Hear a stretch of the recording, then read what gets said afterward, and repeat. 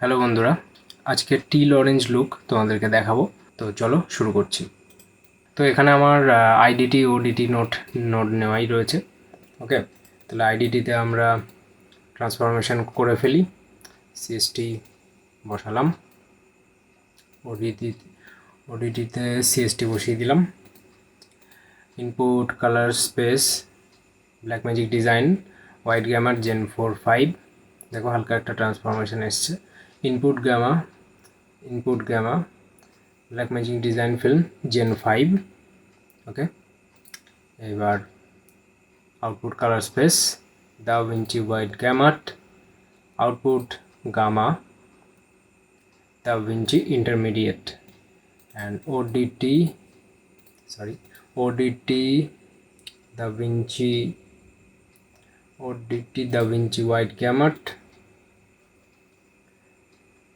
Input gamma DaVinci intermediate, output colour space Rec 709, যেহেতু আমরা Rex 709 convert করছি, আর output gamma 2.4। ওকে, হলো। এবারে দেখো এবারে কি বাকি আছে সেগুলো আমরা এক এক করে করব কারেকশানগুলো। ওকে, দেখো এখানে গ্রাফটা দেখতেই পাচ্ছ। এখানে একটু প্রবলেমেটিক রয়েছে, কারণ হোয়াইট ব্যালেন্সটা করতে হবে, হোয়াইট ব্যালেন্সটা প্রপার নেই। তো এটা একটা যেহেতু ব্ল্যাক ম্যাজিকের আপগ্রেড ফুটেজ, তো আমাদেরকে একটু কারেকশান করলেই জিনিসটা ব্যালেন্স হয়ে যাবে। চলো দেখো, একটা হোয়াইট ব্যালেন্স নিচ্ছি, নোট হোয়াইট ব্যালেন্স, আর একটা প্যারালাল নোড নিয়ে নিচ্ছি, এক্সপোজার, আরেকটা নিয়ে নিচ্ছি, আমরা স্কিনের কাজ করব, স্কিন। ওকে, হ্যাঁ, তো চলো আগে হোয়াইট ব্যালেন্সটা দেখে নিই। তাহলে আমরা আগের দিন কি শিখেছিলাম, হোয়াইট ব্যালেন্স বিভিন্ন তুমি টুলস দিয়ে করতে পারো। তো আমরা হোয়াইট ব্যালেন্সটা নেব ডাইরেক্ট অফসেট দিয়ে। ওকে, তো চলো এখানে আমরা অফসেটটা নিচ্ছি, অফসেটটা একদম মিডল পয়েন্টটা বসিয়ে দিলাম। আমাদের ফুটেজটা মোটামুটি ব্যালেন্সড। ওকে, প্রিন্টার লাইটস দিয়ে একটু গ্রিনটাকে নামালাম। ওকে, এখানে নিচে রেডটা শ্যাডোর পোর্শনটা একটু বেশি আছে, তো ওটাকে আমরা একটু উঠিয়ে দেবো, লক দিয়ে হালকা একটু উঠিয়ে দেবো। দেখো একটু রেডের যে শ্যাডোটা ওটা রিমুভ হয়ে গেছে একদম প্রপার। দেখো এই এই এটা বিফোর, এটা আফটার, সরি এটা বিফোর, এটা আফটার, বিফোর আফটার, সরি আমি ভুল দেখিয়েছিলাম। এটা বিফোর, এটা আফটার। ওকে, চলো এবার এক্সপোজারটা দেখবো আমরা। এক্সপোজার ওপরে হাইলাইট ঠিকই আছে, এখানে একটা পয়েন্ট করলাম। এই নিচে শ্যাডো দেখো, এটা এত পর্যন্ত আমরা টানতে পারি। তো একটা স্কার্প তৈরি করব, স্কার্পটা আমাদের টোনাল রেঞ্জের ক্ষেত্রে একটা ভালো আউটপুট দেয়। তো আমরা স্কার্প তৈরি করব ছোট্ট করে, এটা আমাদেরকে প্রপার একটা এক্সপোজার ব্যালেন্স করে দেবে। ওকে, চলো এটাকে আমরা নেব। শ্যাডো কিন্তু একদম ক্লিক করা যাবে না, সেটা কিন্তু মাথায় রাখতে হবে। ঠিক আছে, এটা একটু বাড়ালাম স্কিন টোনটা, যাতে এফেক্টেড না হয়। এই জায়গাটা একটু হালকা শ্যাডো। আজকে তোমাদের একদম Hollywood style till orange look দেখাবো। ফুটেজটা দেখতে একদম হলিউড ফুটেজের মতো, তো লুকটাও খুব সুন্দর আসবে। ওকে, আমরা একদম ক্লিপ করব না, আর একদম ডিপ কন্ট্রাস্ট করব না। আমার মানে একদম ডিপ কন্ট্রাস্ট আমার নিজেরও ভালো লাগে না।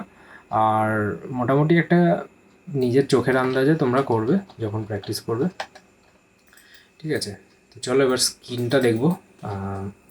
স্কিন আমরা আগের দিন দেখিয়েছি, বিভিন্ন ইয়ে দিয়ে করতে পারি। এখানে রেড রয়েছে, স্কিন রয়েছে, কিন্তু এখানে স্কিনটা প্রপার ডিটেক্ট করতে পারছে না।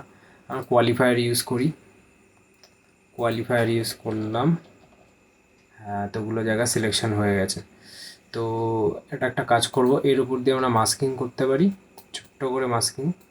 এই যে মাস্কিংটা করলাম, তাহলে প্রপার এই মুখটা মুখটাতেই আমরা স্কিনটা কারেকশান করতে পারবো। ওকে, ফেদারটা একটু বাড়িয়ে দিলাম, এটা একটু ছোটো করে এটা রোটেট করব। ওকে, করলাম, ফেদারটা বাড়ালাম। হ্যাঁ, তা এবারে আমরা ইউ ভার্সেস ইউতে যাব, এখানে ক্লিক করব। দেখো এখানে ক্লিক করলে নিচ্ছে না,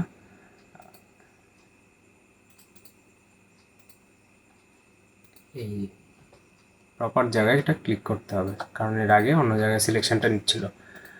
ভেক্টর স্কোপে যাবো যথারীতি, স্কিন টোনের যে লাইন এর আগের ভিডিওতে দেখিয়েছিলাম, এটাকে একটু ইয়েলোতে করব, একটু ইয়েলো। দেখো এর আগে রেড ছিল, এই রেড ছিল, এটাকে একটু ইয়েলো, এই বিফোর আফটার একটু ইয়েলোইশ তৈরি করলাম। ওকে, ওডিটির পরে দুটো নোড নেব, দুটো নোডে পরে আসছি। তার আগে আমরা একটা লেয়ার মিক্সার নোড নেব। ওকে, লেয়ার মিক্সার নোড নিয়ে আমরা ব্যাকগ্রাউন্ড আর এই ব্যাকগ্রাউন্ড পুরোটা আর এই সাবজেক্টটাকে আমরা আলাদা করব, লুক ডেভেলপমেন্ট করব, যেটাতে আমরা এরপরে টিল অরেঞ্জ লুকটা অ্যাচিভ করতে পারি। তো ভালো করে দেখো, এখানে না এই নোটটা নেব না, এটা নেব না, আমি পেন টুল নেব, কারণ এই যে ম্যান ফোকাসড আমাদের যে সাবজেক্ট আমরা সিলেকশন করব। তোমরা একটু জুম করে নেবে যাতে একটু ঠিকঠাক পেন টুল দিয়ে সিলেকশনটা করতে পারো। মাস্কিংটা করা খুব ইম্পর্ট্যান্ট। ওকে, ঠিকঠাক মাস্কিং করাটা খুব জরুরি। তো আমি একটু তাড়াতাড়ি দেখাচ্ছি, তার জন্য তোমরা নিজেরা যখন এটা ব্যাক করে দিই, তোমরা নিজেরা যখন করবে তখন প্রপার মাস্কিং করার চেষ্টা করবে, তাহলে দেখবে আউটপুটটা দেখতেও খুব সুন্দর লাগছে। ওকে, তো এইভাবে সাবজেক্টটা আমি সিলেকশন করব।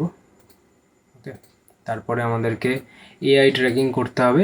এআই ট্র্যাকিং করতে পারলে তাহলে আমাদের ট্র্যাকটা স্মুথ হবে। ওকে, যেটা আমরা সিলেকশন করলাম সিলেকশন পয়েন্টটা ট্র্যাকিং করে নেব একটু পরে। হয়ে গেল আমাদের প্রায়, সিলেকশনটা খুব ধরে করতে হবে, তো এটাকে একটু টেনে দেব। ওকে, তা এটাকে আমরা সফটনেস 5 দিয়ে দিই। হ্যাঁ, সফটনেস হয়েছে, ঠিকঠাক হয়েছে। তাহলে এবারে যদি আমরা দেখি, দেখো ব্যাকগ্রাউন্ডে দেখো সব চেঞ্জ হচ্ছে, কালার চেঞ্জ করা যাচ্ছে। তো ঠিক আছে, আমরা এবারে এটাকে ট্র্যাক করে নিচ্ছি, দেখতে থাকো। এই যে বিফোর আফটার, ওকে, মানে backward and forward, forward and backward. এটা এখান থেকে ছেড়ে গেছে, এই জায়গাগুলো যেটা ছেড়ে যায় সেইটা কিন্তু প্রপার মাস্কিং হয় না। তো ওটাকে নিজেদেরকে তোমাদের ম্যানুয়ালি করে নিতে হবে। এই ফ্রেমে যাবে, ফ্রেম টু ফ্রেম একদম ধরে ক্লিপ ওয়াইজ পরপর সিলেকশন করে নিতে হয়। ওটা অন্য একদিন দেখাবো তোমাদেরকে। তো আগে আপাতত আমরা আসল কাজটা করি। এই যে আমাদের যে সাবজেক্ট, সেই সাবজেক্টের উপরে আমরা কাজ করব এবার। ওকে,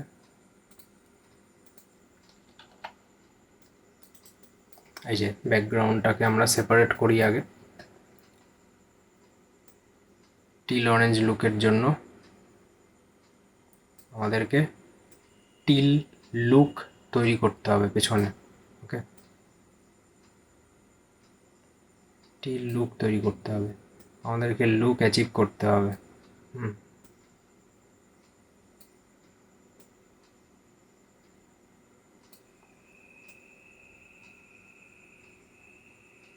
দেখো বেরিয়েছে, একদম হলিউড স্টাইল তৈরি করব এটাকে। সুন্দর হচ্ছে ব্যাকগ্রাউন্ডের, যাতে আমাদের সাবজেক্টটা ফোকাসে থাকে, ব্যাকগ্রাউন্ডটা যাতে টিল থাকে, and orange look should be the subject. ওকে,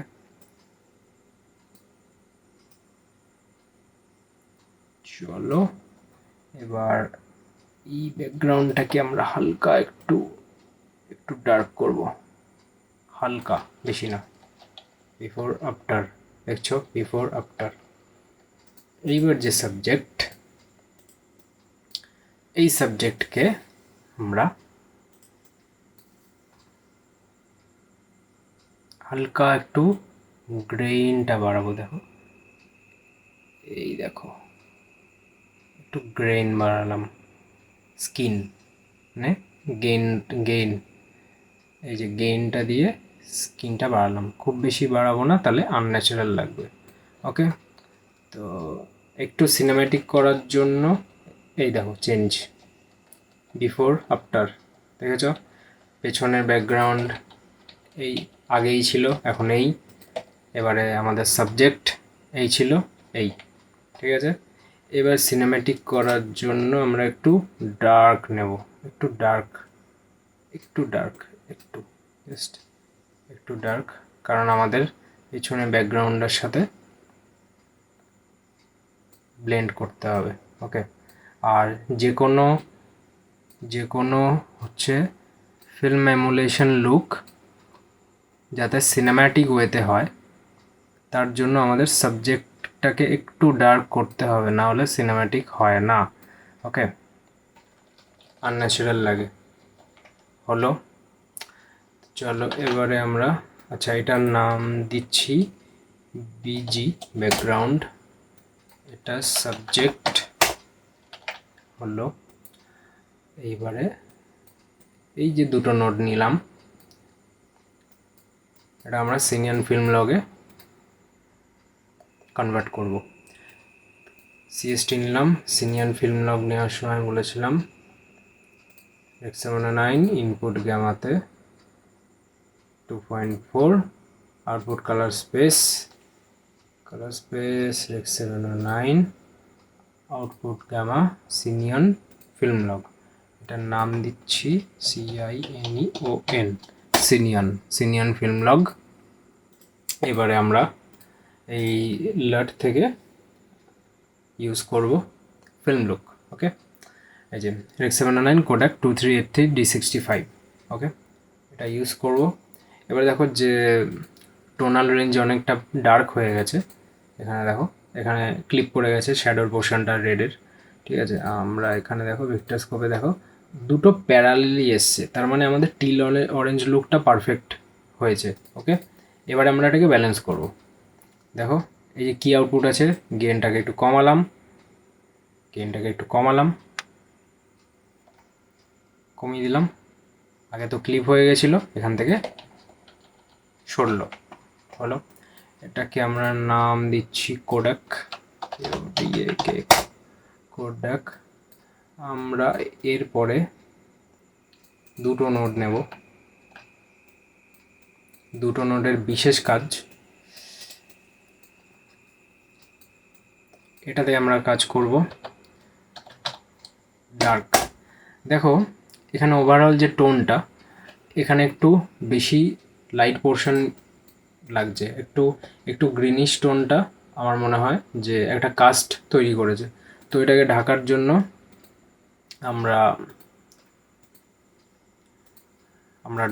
আমরা ডার্কের যে পোর্শনটা আছে সেটাকে আমরা নেব। এই যে ডার্কের যে পজিশনটা আছে, এই যে ডার্ক পোর্শনটা, এটাকে নিয়ে দেখো, এই আগেই ছিল, এখন এই দেখেছ, একদম হলিউড স্টাইল আজকে তোমরা শিখছো ডার্ক পোর্শন। এবারে একটা জিনিস কিন্তু মিসিং লাগে, কি বলো তো, গ্রেন অ্যাড করা, ফিল্ম গ্রেন অ্যাড করা। তো আমরা ফিল্ম গ্রেন অ্যাড করব যাতে দেখতে একদম অরিজিনাল হলিউড লুক লাগে।